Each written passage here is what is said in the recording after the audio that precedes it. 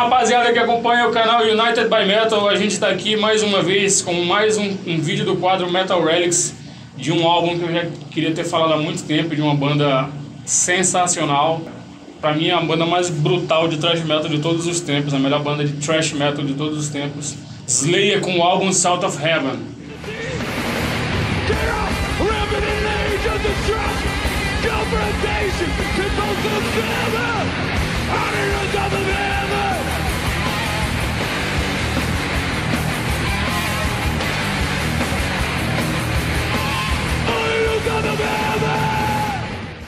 O álbum foi lançado no dia 5 de julho de 1988, produzido pela própria banda e pelo Rick Rubin, numa parceria que durou muito tempo com a Rick Rubin, com a banda. É o último álbum pela Def Jam Records, que era ali uma junção de duas ideias, né? Uma do Rick Rubin, e a banda saiu, assinou com a Deaf American, que é exclusivamente do Rick Rubin. E o álbum apareceu ali, por exemplo, no número 57 dos Top 200 da Billboard, entendeu? Entre outras qualificações, ganhou disco de ouro nos Estados Unidos 2 ou 3 anos depois. E para esse que vos fala, esse aqui é o melhor álbum da banda. Foi o primeiro que eu escutei. Eu lembro que quando eu peguei uma cópia do vinil, ele era daqueles vinil picture, que eu me arrependo de não ter ficado pra mim, porque o disco se perdeu. E era um disco que tava todo furado, cara. E eu gravei, eu escutei, acho que durante um ano aquela fita. Eu me acostumei com aqueles furos, sabe? E quando eu escutei o álbum finalmente assim, normal, sem furo, algumas coisas soaram estranhas pra mim. Mas eu tenho muitas histórias sobre esse disco aqui, cara. E a gente tá andando aqui sobre o solo sagrado de Jeff Hanneman, cara. Que ele simplesmente compôs todas as músicas com participação do Kerry King, apenas 3, né, cara? Fabão, o que você acha desse álbum? Cara, respeito demais a sua opinião, mas pra dizer que ele é o melhor velho, da banda... Não, fuder. Sinceramente... Fala de novo. Vou fazer diferente, Márcio. Você falou que ele é o melhor, né, do Slayer, na sua opinião, né? Pô, legal, respeito. Cara, ele é um dos melhores, cara, assim. Destaco bastante, sim, ele, mas... É um disco que deixou, cara, a banda, na minha opinião, numa situação, assim, até um pouco delicada, Márcio. Pra época, né? Porque, veja bem, cara, depois do Raining Blood, cara, os caras chegaram num nível muito alto, cara, entendeu? E eu lendo aqui algumas matérias, o próprio Jeff falou assim, cara, como é que a gente vai conseguir pra superar esse Raining Blood, cara, né? Porque se você pegar ali, cara, é um disco veloz, brutal, né? Exatamente. E é aí que pra mim começa a história do South of Heaven, cara, que como os caras já tinham essa perspectiva de, porra, vamos ter que fazer um disco brutal, mais brutal do que já foi o Raining Blood, cara, né? Acho que isso aí é meio difícil, né? Isso é meio difícil, ficou assim, entre a banda aconteceu algo que eles mesmos ainda não tinham passado por essa situação de tentar superar um disco. Então, pra mim, a história do South of Heaven começa aí porque eles foram justamente, não sei se eu posso dizer na contramão, mas aonde eles trabalharam um outro lado do Slayer que a gente ainda não conhecia. Essa entrevista do Jeff Hanneman provavelmente foi a mesma que eu vi. Ele disse que a banda, de maneira deliberada, concordou em fazer algo diferente. Exatamente. E pra mim é compreensível. Eles poderiam ter feito um Raining Blood parte 2 ali. Pra mim foi um tiro certeiro eles terem também, cara, feito essa mudança. Pois é, a banda... Não digo nem que a banda mudou de estilo. Não, a banda não. pisou no freio um pouco. Porque aqui tem músicas, lógico que não é um Raining Blood. E nenhum álbum do Slayer é o Raining Blood. Não que o disco não seja brutal, pesado, não é isso. Eles simplesmente mudaram a forma e andamento de conduzir o disco. E o Jeff Hanneman falou que foi a primeira vez que eles sentaram antes de começar a compor e falou, e aí, o que a gente vai fazer? Exatamente. E eles concordaram, né, meio que concordaram em fazer algo propositalmente diferente do Raining Blood. E aí que eles acertaram. Pois é, eu acho que sim. Porque muita gente fala que porque o Slayer é uma banda que se copia, não sei o que. Eu discordo disso, porque o Show No Mercy é diferente do Raining Blood, do Hellraise, que já é diferente do... É lógico que a banda tem uma raiz, né, que você reconhece o Slayer.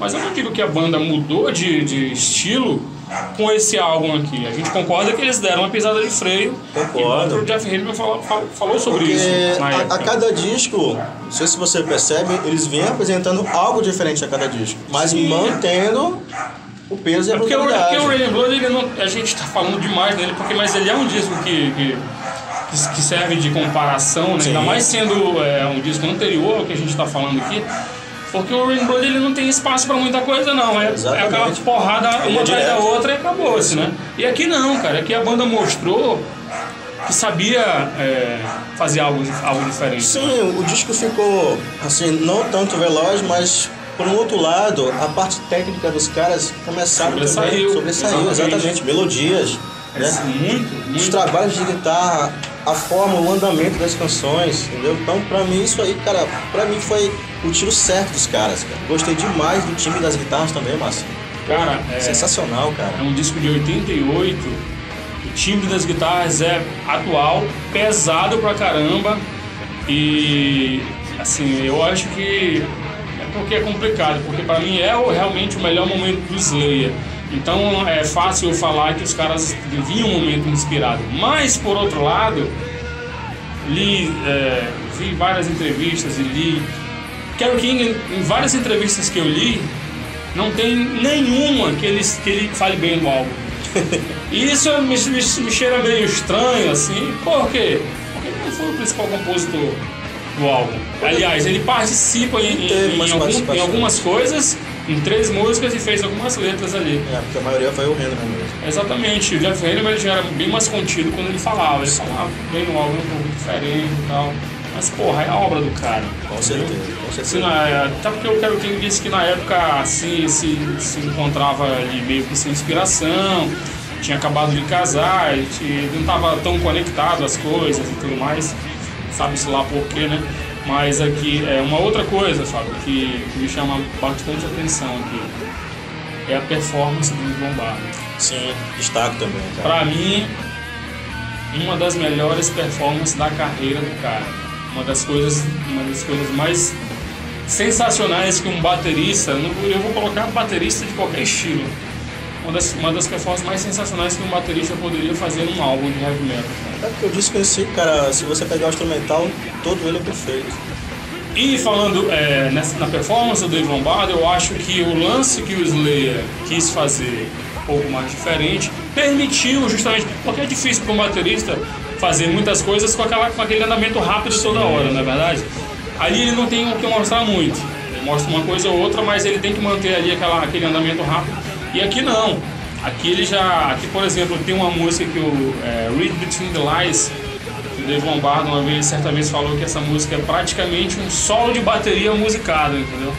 E você realmente consegue entender o que ele está falando, porque ele faz coisas ali que, para aquela época, né? Aí os caras eram muito novos e, cara, para mim é até meio irracional a qualidade da performance do cara no álbum. Então é aí que eu vejo justamente aquilo que a gente estava conversando, um outro lado de cada um deles, entendeu? Até a forma de como o Lombardo está conduzindo ali a bateria, né? Como você falou. E os demais, cara, com composições, riffs, solos, tudo mais.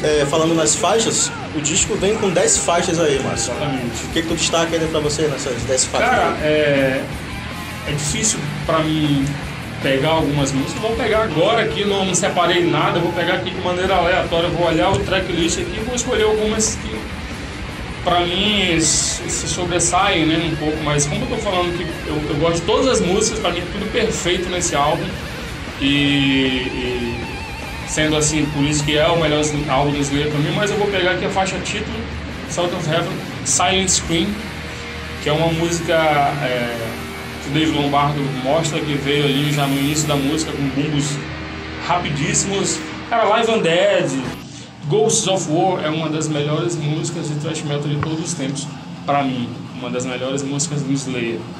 E ela é uma composição lógico que a gente tá falando, do Jeff Hanneman, né? Inspiradíssimo, riffs e uma das melhores performances do Dave Lombardo no álbum, cara. E aqui eu poderia citar a música 10, que é uma música que começa ali de uma maneira meio, sei lá, meio soturna, meio sinistra Spill e tal. The Blood, né? Spill the Tem um Blood, dedilhado ali, né? Dedilhado, e é uma música que apresenta, talvez a música que apresente mais melodia no álbum, tanto nas guitarras quanto no vocal do Tom Araya. Mas é uma música que pra mim saiu o álbum de uma maneira assim, foda. No modo geral, não tem música ruim, realmente. E tem músicas que são clássicos, cara, eternamente, que até hoje nunca vão sair do setlist do Slayer, né? Eu destaco aqui, Márcio, gosto demais da faixa 4, a Behind the Crooked Cross, cara. Pode crer. Cara, acho demais. E tinha destacado aqui a Gods of War, cara, também. A Behind the Crooked Cross é uma música que o Kerry King sempre quis tocar e o Jeff Hayman não gostava. E sempre... Não, essa daí não. Eu já gosto demais do andamento dela, dessa música, também. como ela é conduzida, é diferente, sabe?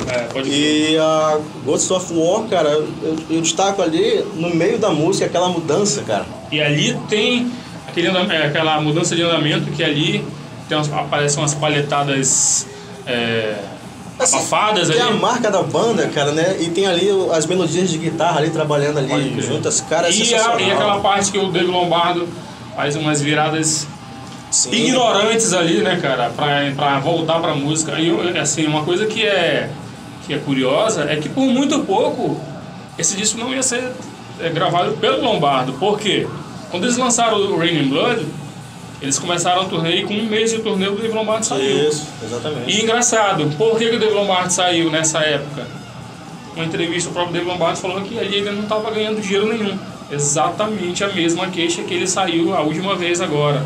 Que o serviço dele, o empenho dele na banda não estava sendo...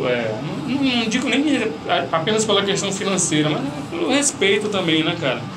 E aí ele passou a turnê inteira do Raining Blood fora, que quem tocou na turnê foi o Tony Scaglione do Whiplash. E ele só voltou pra banda depois de conversar com o Rick Rubin. O Rick Rubin falou, tudo bem, a gente estipula um valor, né? E ele disse que nem isso fez ele querer voltar pra banda. Porque até então, Márcio, é a formação original, cara, né? Exatamente. Pô, mexe muito, assim, os fãs principalmente, né, cara, se apegam demais, Com né? certeza, ainda mais um cara, se fosse um batera qualquer, mas, porra, o Dave Lombardo. Lombardo, né, E o cara? que fez ele voltar pra banda foi uma conversa que ele teve com a esposa dele. E ela falou, né? Eu acho que você começou isso com esses caras e não é justo agora que a banda tá, né, decolando, você tá fora. E ele tinha que estar nesse disco. Porra, cara, Tinha que estar, são coisas assim que eu acho engraçado, né? Assim, curiosas. Sabe lá o que seria desse disco se não tivesse a presença do Dave Lombardo ali, cara? Cara, mesmo com o lançamento do Raining Blood, até então naquela época, e depois que saiu o Sons of Heaven, o disco foi super premiado também, Márcio. É verdade, né? É verdade. E é uma coisa que Tom Araya falou numa entrevista com ele falou, é um álbum que foi caindo nas graças dos Headbangers com o tempo, né? Ele foi naturalmente, lentamente conquistando as pessoas. Isso, exatamente. Eu cheguei a ver essa entrevista também. Tanto que até ano passado, o álbum simplesmente foi eleito o 47º melhor álbum de metal de todos os tempos pela revista Rolling Stones. Então, pô, recentemente até o álbum, cara, entrou pra história, cara. Pode crer, cara. E assim, eu conheço nessa pesquisa, né, que a gente fez, que a gente faz e que eu fiz para falar sobre esse álbum, eu vi muitas opiniões iguais a mim, entendeu? Que esse álbum, é lógico que tem muita gente que não concorda, tem muita gente que até é o contrário, diz que é um dos álbuns mais, sei lá, mais devagares do Slayer, exatamente por essa diferença aqui, né? Principalmente quem viveu aquela época. A gente não viveu aquela época, a gente começou ali no início dos anos 90 e tal, já tinha passado, né? Era uma coisa que tinha passado, mas que a gente consegue entender. A banda vinha numa crescente de violência musical e chega ali, pá! Exatamente. É compreensível as pessoas, principalmente as pessoas que viveram aquela época, falarem que o álbum é diferente, o álbum não é tão legal, não sei o que, mas muita gente também que falou que na época não gostou e que hoje é um dos melhores álbuns da banda. Sim, mudou a opinião. Mas aqui pra mim eu lembro que é muito engraçado uma história que eu vou tentar resumir aqui rapidamente, uma coisa que eu lembrei. Em 1996, eu tinha 16 anos e eu comprei esse CD, não esse aqui, que esse aqui é o teu. E aí meu professor de inglês, ele é holandês, que até hoje ele tá vivo. Ele é holandês, e aí eu manjo de inglês um pouco, mas na época eu não sabia praticamente nada. E aí eu tinha um amigo que eu falei pra ele, cara, eu vou levar esse, eu queria saber o que significa Salt of Heaven. Eu queria que o professor me falasse algumas coisas da letra, né? E aí eu falei, professor, amanhã eu posso trazer um CD em inglês, não sei o que o senhor vai trazer, né? Falava meio enrolado aí. Cara, ele começou logo pela capa. Quando eu falei, professor, eu posso levar? Ele pode trazer. Eu levei lá e tá aí, esse CD aí, sobre o que fala essa letra aqui. Cara, essa sacanagem, a reação dele foi hilária, assim, que ele ficou ele voltou pra capa, e aí voltou pra letra e ficou não, muito ruim, em inglês muito ruim, não dá pra traduzir. Ele tipo assim, como diria o carioca lá, que era do... Carioca não, Arregou. Ele arregou pra letra, não quis traduzir, falou que o inglês era mal formulado e que não sei o que, e aí eu vi que eu falei, cara, o Slayer é realmente uma banda diferenciada, porque o cara bateu os olhos e... Considerações finais aí, Fabão. Cara, tem mais alguma coisa que você queira falar? Manda bala. Só queria dizer que é um disco extremamente recomendável para quem curte o som, pra quem conhece a banda. Pode ouvir sem medo, é daqueles que você coloca para tocar e deixa repetir várias vezes lá, porque não tem faixa ruim, todas as faixas são excelentes. Destaque para a banda inteira, formação clássica, né? Araya, King, Hanneman e Lombardo, então é isso que eu indico aí, escute Sons of Heaven aí, cara, vai fazer esse ano. 30 anos? 30 anos, cara, o disco tá rolando aí, cara. 30 anos, dia 5 de julho desse ano, ele completa 30 aninhos ali, cara. E eu aqui, eu vou deixar uma homenagem, né, a um dos maiores ídolos que eu tive, ainda tenho na música, que foi o Jeff Hanneman. Também. E se você for olhar ali, é o compositor dos maiores clássicos do Slayer. É lógico que eu nunca vou tirar o mérito do Kerry King, porque o Kerry King, o Slayer também é o que é, também por causa do Kerry King. Mas principalmente nesse álbum aqui, como eu falei no começo do vídeo, a gente está andando sobre um solo sagrado de Mr. Jeff Hanneman. E eu fico feliz de ter conhecido a banda através desse disco, cara. E vocês aí, o que vocês acham? Comentem as músicas que vocês gostam, se vocês acham e não acham, enfim. Comentem, deixem aí aqui eu deixo aí a sugestão. Se inscreva no canal, clique no sininho que aparece aí, que você vai receber todas as notificações do canal aí quando tiver vídeo novo. E é isso aí, comente o que você achou, e esse foi o Metal Relics com o Slayer. Valeu!